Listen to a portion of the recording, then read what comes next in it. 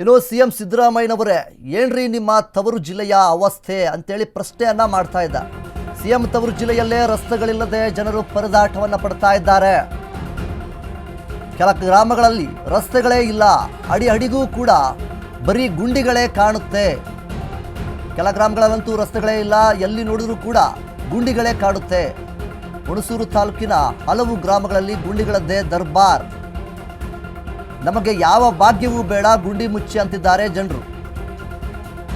ರಸ್ತೆ ಗುಂಡಿ ಮುಚ್ಚುವಂತೆ ಮುಖ್ಯಮಂತ್ರಿ ಸಿಎಂ ಸಿದ್ದರಾಮಯ್ಯನವರಿಗೆ ಈಗಾಗಲೇ ಮನವಿಯನ್ನು ಕೂಡ ಮಾಡಿಕೊಂಡಿದ್ದಾರೆ. ಹಾಳಾಗಿರುವಂತಹ ಹುಣಸೂರು ತಾಲೂಕಿನ ಉದ್ದೂರು ಚಲ್ಲಹಳ್ಳಿ ಸಂಪರ್ಕಿಸಿರುವಂತಹ ರಸ್ತೆ ಗುಂಡಿ ಯಾವುದು, ರಸ್ತೆ ಯಾವುದೆಂದು ತಿಳಿಯದೆ ಸವಾರರು ಪರದಾಟವನ್ನು ಪಡ್ತಾ ಇದ್ದಾರೆ. ಮಳೆ ಬಂದರೆ ಕೆರೆಯಾಗ್ತಿರೋ ರಸ್ತೆಗಳು, ಆಸ್ಪತ್ರೆ ಪಾಲಾಗ್ತಿರುವಂತಹ ಸವಾರರು, ಜನರ ಪ್ರಾಣಕ್ಕೆ ಸಂಚಕಾರ ಬಂದರು ಅಧಿಕಾರಿಗಳು ಡೋಂಟ್ ಕೇರ್ ಅಂತ ಇದ್ದಾರೆ. ಕಣ್ಮುಚ್ಚಿ ಕುಳಿತಿರುವಂತಹ ಲೋಕೋಪಯೋಗಿ ಇಲಾಖೆ ಅಧಿಕಾರಿಗಳು ನಾವು ಸತ್ತ ಮೇಲೆ ಬರ್ತೀರಾ ಅಂತೇಳಿ ಜನಪ್ರತಿನಿಧಿಗಳ ವಿರುದ್ಧ ಆಕ್ರೋಶ. ಸಿಎಂ ಸಿದ್ದರಾಮಯ್ಯನವರೇ ಏನ್ರಿ ಮಾಡ್ತಾ ಇದ್ದೀರಾ? ನಿಮ್ಮ ತವರ ಊರಿನಲ್ಲೇ, ನಿಮ್ಮ ತವರ ಜಿಲ್ಲೆಯಲ್ಲೇ ರಸ್ತೆಗಳಿಗೆ ಜನರು ಪರದಾಟವನ್ನು ಪಡ್ತಾ ಇದ್ದಾರೆ. ಎಲ್ಲಿ ನೋಡಿದ್ರೂ ಕೂಡ ಗುಂಡಿಗಳದ್ದೇ ದರ್ಬಾರ್ ಆಗಿದೆ. ಹುಣಸೂರು ತಾಲೂಕು ಹಲವು ಗ್ರಾಮಗಳಲ್ಲಿ ಗುಂಡಿಗಳದ್ದೇ ದರ್ಬಾರ್ ಆಗಿದೆ. ಈ ರೀತಿಯಾದಂತಹ ಸಂದರ್ಭದಲ್ಲಿ ನೀವು ಏನು ಮಾಡ್ತಾ ಇದ್ದೀರಾ? ನಿಮ್ಮ ಜಿಲ್ಲೆಯಲ್ಲೇ ಈ ರೀತಿಯಾದರೆ ಜನರ ಪರಿಸ್ಥಿತಿ ಏನು? ಬೇರೆ ಜಿಲ್ಲೆಗಳ ಕಥೆ ಏನು? ನಿಮ್ಮ ತವರು ಜಿಲ್ಲೆಯಲ್ಲೇ ಈ ರೀತಿಯಾದರೆ ನೀವು ದೃಶ್ಯಾವಳಿಗಳಲ್ಲಿ ನೋಡ್ತಾ ಇರ್ಬೋದು.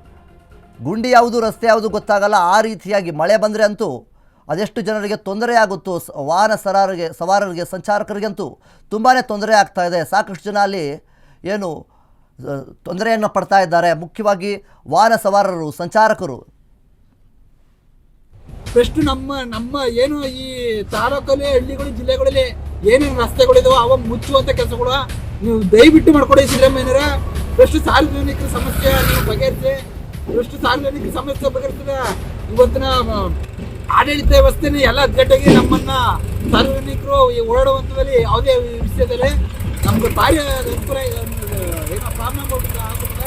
ಹಾಗಾಗಿ ದಯಮಾಡಿ ಎಲ್ಲೆಲ್ಲಿ ನಮ್ಮ ಓಡಾಡುವಂಥ ರಸ್ತೆಗಳು ಸಾರ್ವಜನಿಕ ರಸ್ತೆ ಇತ್ತು ದಯಮಾಡಿ ಇದು ನಮ್ದು ರೈತರು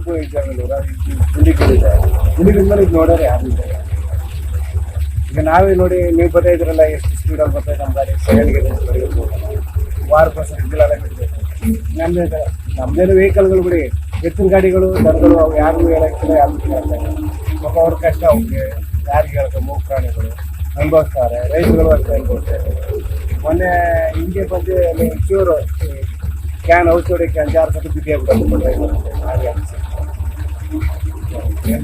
ಏನ್ ಕೆಲಸ ಮಾಡತ್ತಾವು? ಎಷ್ಟು ದಿನ ಇದೇ ರೋಡಲ್ಲಿ ಓಡಾಡ್ತೀವಿ ಸರ್? ನಾನು 20 ವರ್ಷ ಓಡಾಡ್ತಾ ಇದ್ದೀವಿ. ಇದೇ ಸೇಲ್ಸ್ ಮ್ಯಾನು ನಾನು. 20 ವರ್ಷ ಈಗ ರೋಡಲ್ಲಿ. ನಿಮ್ಮ ಅಭಿಪ್ರಾಯ ರಸ್ತೆ ಬಗ್ಗೆ? ಅಭಿಪ್ರಾಯ ಏನು ಸರ್? ಅದೇ ಹೇಳ